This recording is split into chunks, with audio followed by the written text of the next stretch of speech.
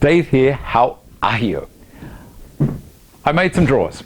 Now, I'm not the world's best drawer maker, far from it, but the drawers I've made will suit the purpose that I built them for. They're down here. You can see 3 drawers in that cabinet, 2 drawers in this cabinet, no drawers in the middle, as I made comment the other week. Garbage bins live in that cabinet there. Now, how I did it, let me show you. The first thing we do when making drawers is we need to create a cutting list. So we need to measure everything up and then work out what we're going to cut and how it's all going to fit together. So I've measured the carcass and I've got some dimensions here, the width. The particular drawer slides that I'm going to use require that the drawer is overall 1 inch narrower than the inside of the carcass. So that's 25 millimeters, is close enough. So these particular slides will not let the drawer come all the way out. They're not a full extension. They will stop and they'll close up by about 100 mil. Now that doesn't mean that we have to be restricted by the length of this. These are 450s. I've got about 550 in the carcass inside, so I'm going to make my drawer units about 500 deep. So they'll hang inside just a little bit, which will be fine because as I open the drawer up, I'll have a little bit of counterbalance of weight on the inside of the drawer still, which will help the slides last a little bit longer. So you can see here, I've done a rough design of the top drawer. I've done a little bit of drawing on it, and I'm going to pocket hole the whole thing together. And the way I'm going to do that is that I'm going to make the sides full length in the drawer, and the front and the back of the drawer are going to be in between the sides. This means that I can pocket hole on the front back into the sides, and that will be hidden by the drawer front when it goes over the top of the whole lot. And at the back, the pocket holes will also be in the back, so you won't see them from inside the drawer. They'll always be inside the carcass. You won't see those either. So as I bring the drawer all the way out, you won't see any fixings. I'm going to use the same principle as I did on the carcass with the drawer bases. They'll be let up inside the drawer and they'll be pocket holed from underneath.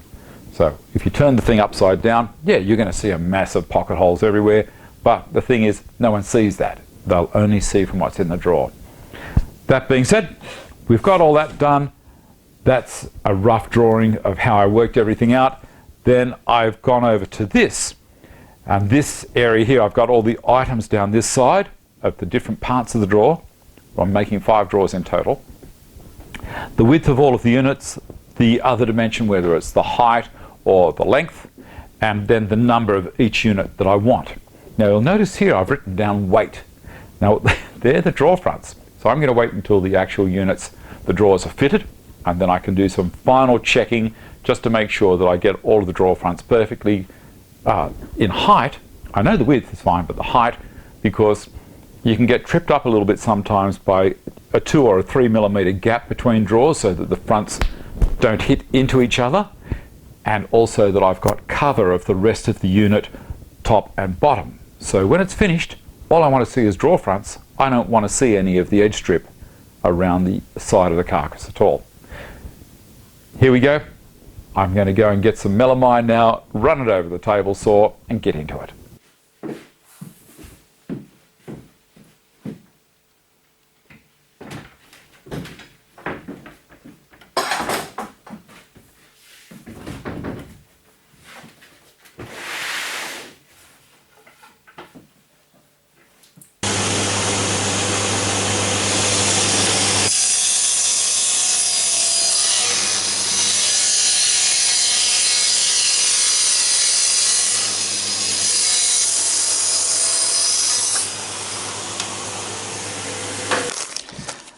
Now, I've had someone ask me how not to cut my fingers with melamine, because melamine can give a very sharp edge. So this stuff here you can use if you want to, and after you find the end, which is going to take you a while, just wrap it around your fingers.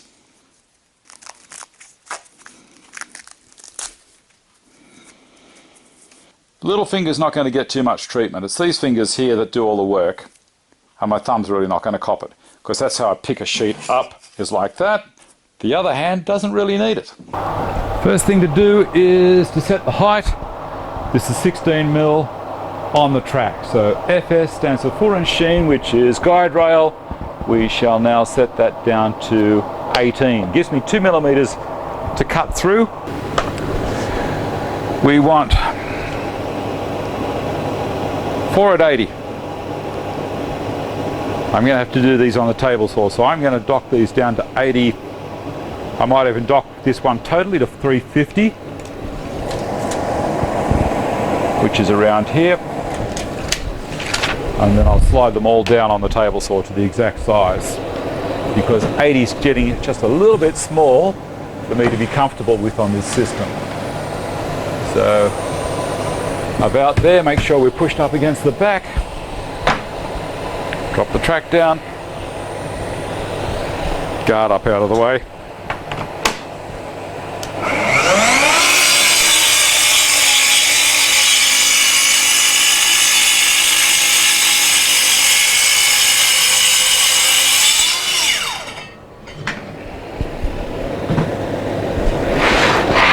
Now we'll label it.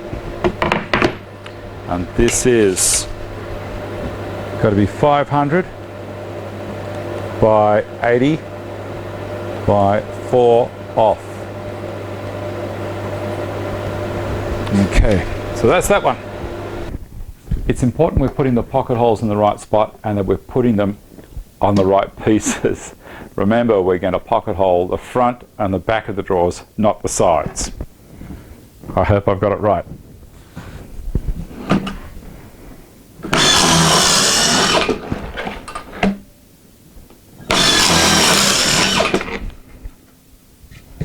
Let's throw one in the center for luck, eh? Other end.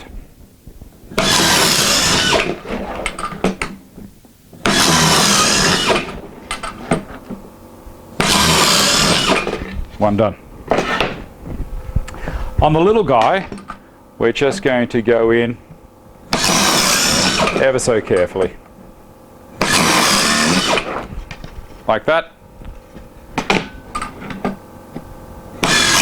I spent a little time setting up the swing stops, but because I know the machine okay now, it's not too bad.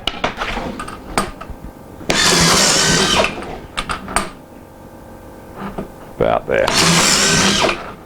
And about there. See, it's pretty even.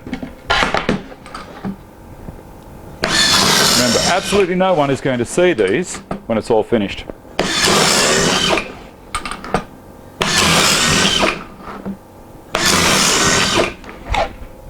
I'll just do that for all the rest and we'll be done. So now we're going to put a bit of edge strip on, just this plastic strip for the melamine. Same way as I've always done it. Just tear a piece off. Now we're only going to do one edge. The reason being, that's going to be in a joint, the other side's going to be in a joint. Underneath will be exposed to the underside. I really don't care. Just going to do this for decorative purposes and also make it softer as you're touching it, so you don't get any sharp edges. I'm not going to wear these for the rest of my life. There we go.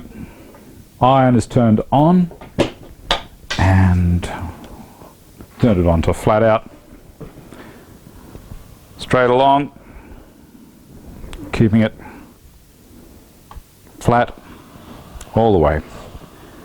And then I tip the iron over a little bit on the edges just to concentrate the heat and push down right on the edge, both edges and the end and the other end, lift it up a little.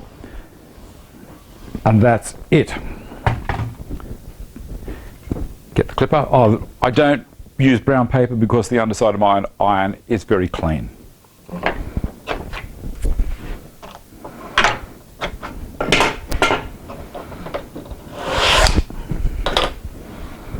There we go. 20 more to go and I'm there.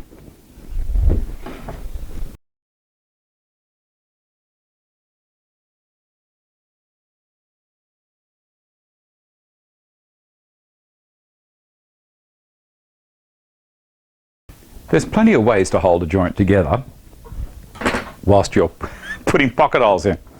This is the 90-degree clamp. This is, I don't know what the hell they call it, but it's another Krieg special. But they all work quite well.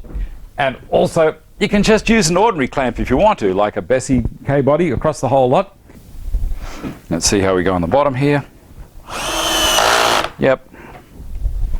Now I'm doing it upside down as well, so that if there's any discrepancy in your cutting the timber, it'll be accommodated. Now these dog holes, just as an aside, the dog holes that I have in my bench I set out perfectly square. So that's why I've got that little guy up there. I can have a look what's happening along here. I can look at the dog holes on the inside and just do a quick check for square before I pull it all up tight. So that's onto there. Tap with the mallet.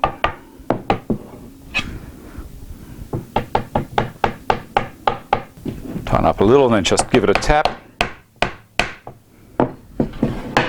That's looking pretty good at that end. Beautiful. Absolutely nothing wrong with that. This end. Magic. Everything's perfect. I'm going to go the center one here now. Now the bottom one.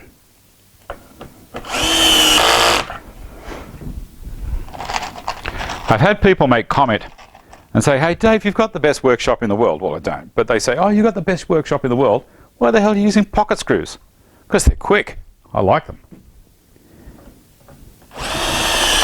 On stuff like this, it's fine. Everything's hidden.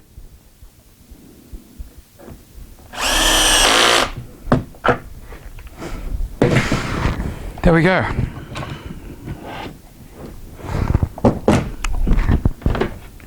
One drawer surround completed. So that's what you'll see from the top.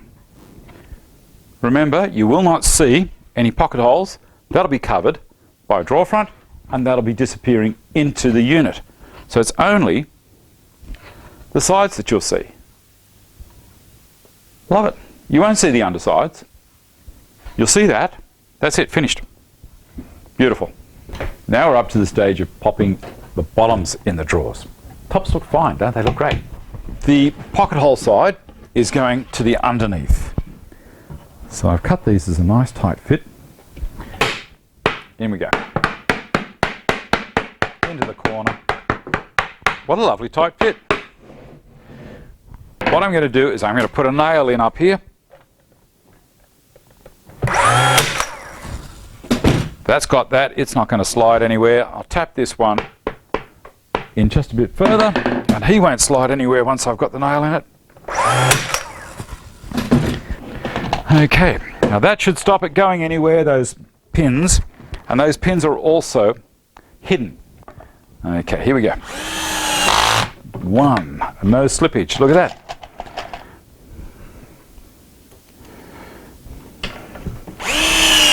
Two, and the last one. Beautiful.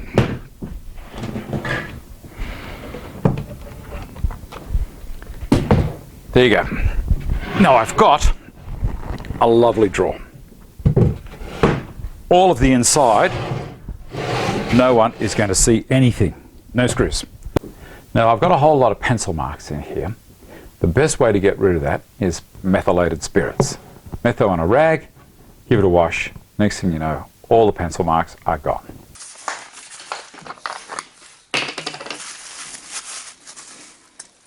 You watch. Magic. How cool is that?